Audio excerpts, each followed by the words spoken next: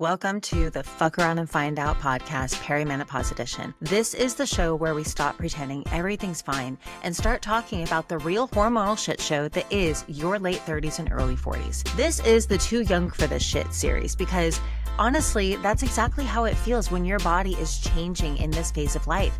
Your emotions flatline, your sex drive completely disappears, and you are here left wondering if your relationship can even survive it. And today, we're going there. Okay. Because honestly, I feel like this isn't talked about enough. So if you're on HRT, if you've tried oregano oil, getting your lab work done, going to a functional medicine doctor, and you've still been told that your labs are normal, but you know that there's something wrong because you feel exhausted, disconnected, and emotionally numb, you are not alone. I have spoken with so many women who have tried everything from estrogen creams to holistic gut health protocols, but they're still struggling with the same thing: no libido, painful sex, and vaginal dryness that completely ruins the vibe.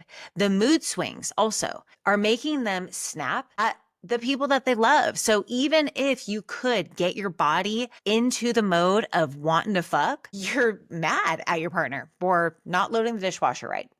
And then you end up in this shame spiral where either you feel like you can't give your partner what they want, or you can, but it's at the price of your, I guess, comfort, not just physical comfort, but emotional comfort. As women, we have to mentally be in the mood.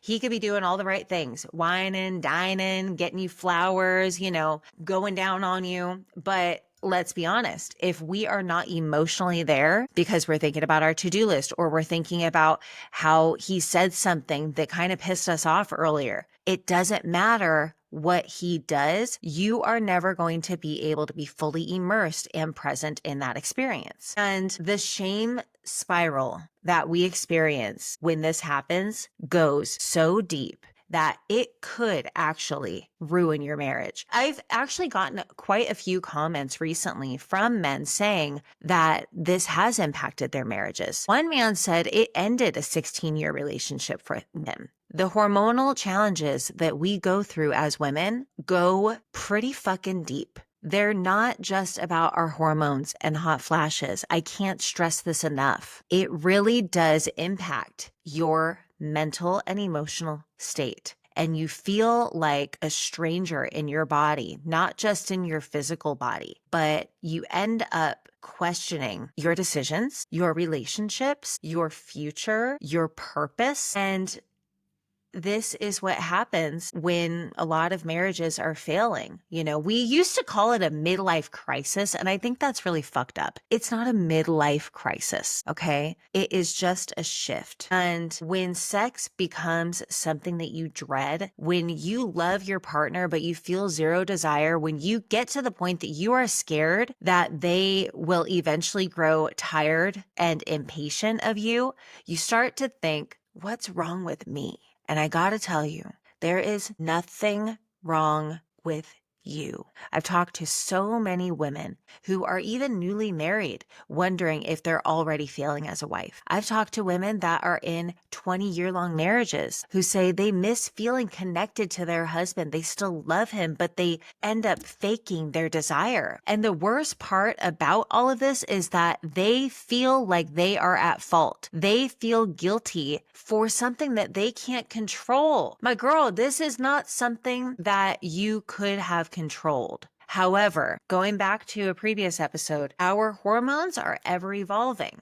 So the first step towards healing these feelings that you have towards your partner is acknowledging what's going on with you hormonally.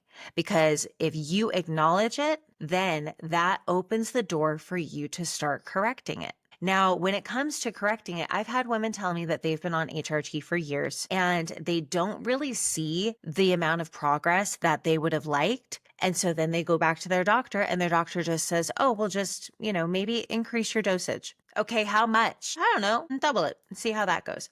I'm sorry, what the fuck did you just say to me? So this is the guidance that we're receiving from the people that we are meant to trust. I grew up my whole life thinking like if there's anyone that you can trust, police officers, firefighters, and doctors, And I've also had other women coming to me saying that they're using the creams and the gels and they're tracking their food and they're taking their supplements and they've even done cleanses like candida cleanses and they're still exhausted and still feeling disconnected. And they still, the hardest part of this, are unable to explain to their partner why they feel so like it's not even just not being in the mood. It's such a difficult thing to explain to your partner that it has nothing to do with you. You didn't do anything wrong, yet I always feel like you've done something wrong because I'm moody as fuck.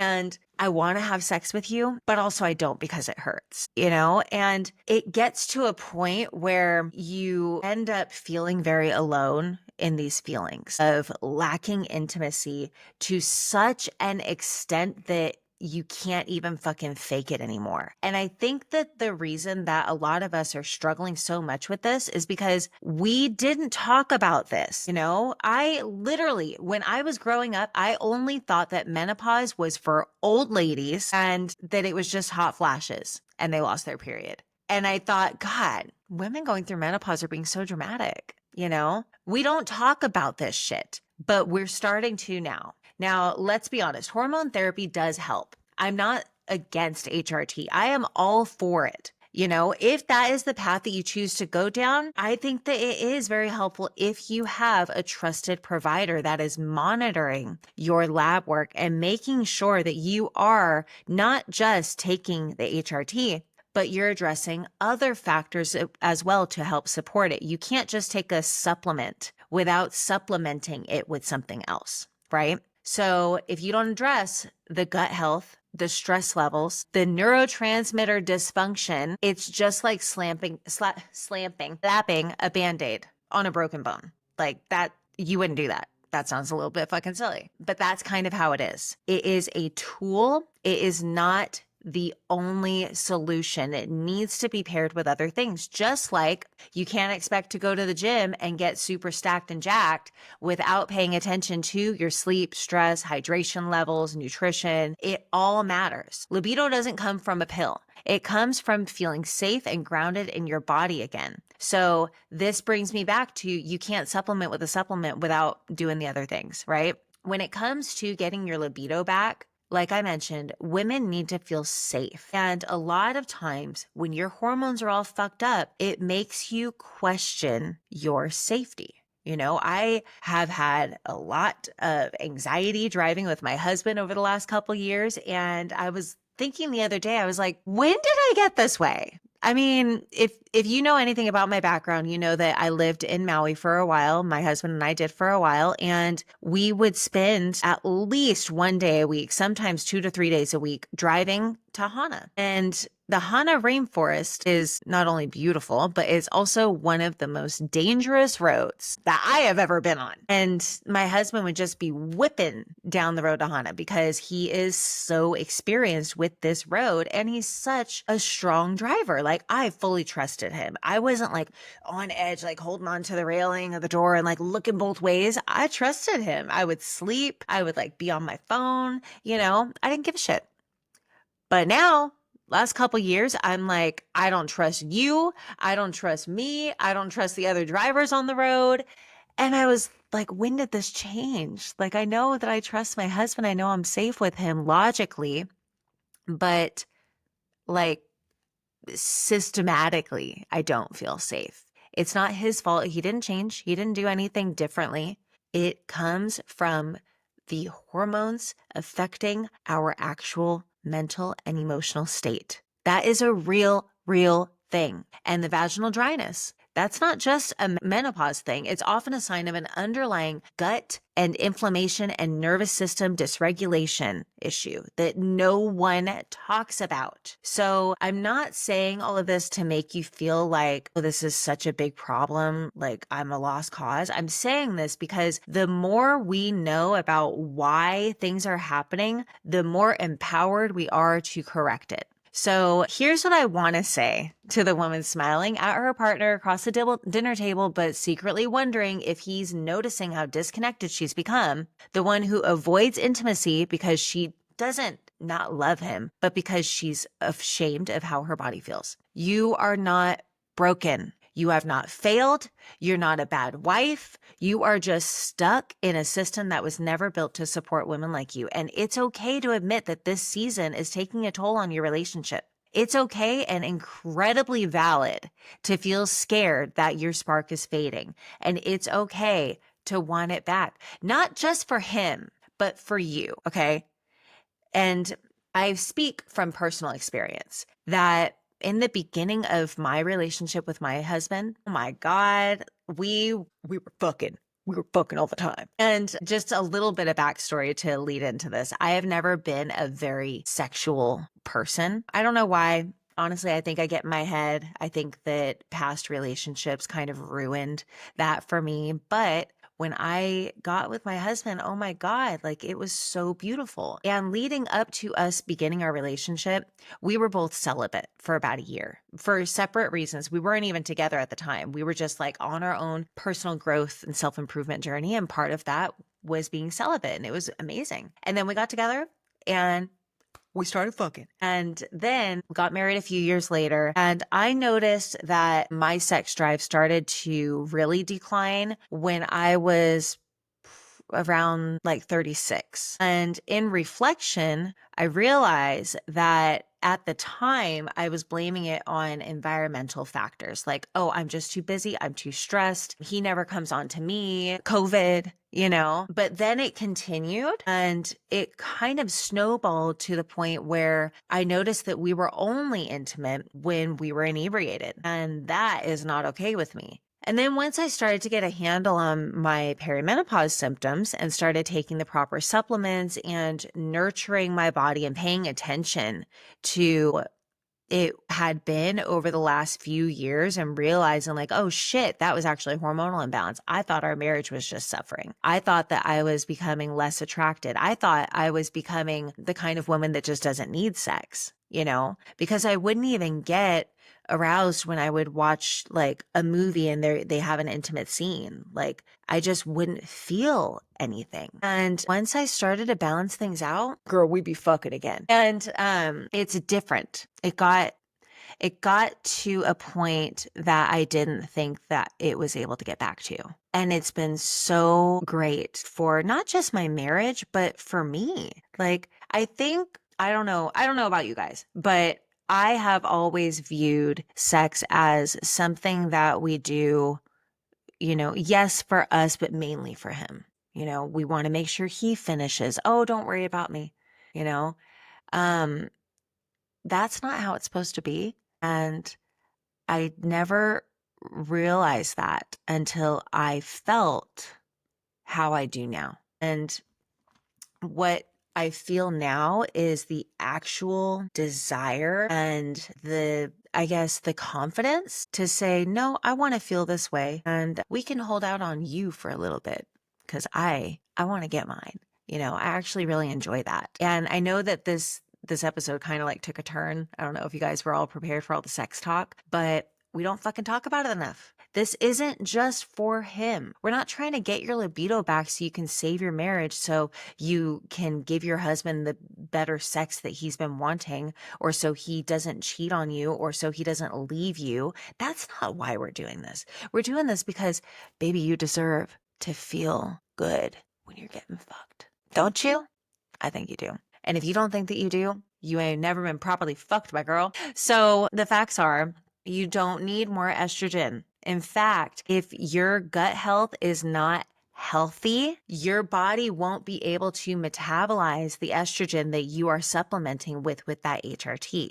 This isn't just about doing the one thing. It's about doing all the things. If you're doing HRT, you have to make sure that you're checking all the other boxes: proper nutrition, proper movement strategy, proper supplementation outside of the HRT, proper gut health, stress and sleep management. It all fucking matters, okay?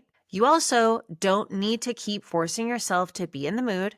You don't need to keep pretending everything's fine. You just need to look at the whole picture. And the first step towards finding the whole picture is lab work that is actually symptom-based. So when we run labs for our clients, we take into account the symptoms that they're experiencing and run the lab work based on that. Because that's another thing that we uncover when we're reviewing lab work that our clients have come to us that they had their doctors do, is not only did they get the your labs look normal kind of spiel, but they also didn't even get the proper lab work in the first place. They didn't get the most in-depth lab work based on their chief complaint. That is the first step. You can't just go to your doctor and say, hey, can you run my lab work? You have to, unfortunately, be very specific. And if you get pushback, then you need to find another fucking doctor or come to us, girl. We'll hook you up. It's all included in our programs anyway. We also need to pay attention to your movement strategy, like I mentioned before. So we all know how important nutrition is. I'm not even going to touch on that. Movement is incredibly important. When it comes to supporting your hormones, it's about your mental health too, right? And I can almost guarantee that if you Google, how can I heal my mental health holistically? One of the top things it's going to say is to move your fucking body. Okay. Maintaining proper hormonal health is not one size fits all. You have to take into account everything and make sure that it is an approach that actually is in line with your lifestyle. Now, lastly, is your identity and your connection, not just to your partner, but to yourself. If your relationship has been feeling strained, if you have been avoiding intimacy or feeling like your partner deserves better, it also has to do with your connection with yourself, right? Just like going back to when we were in the dating pool, you attract what you are.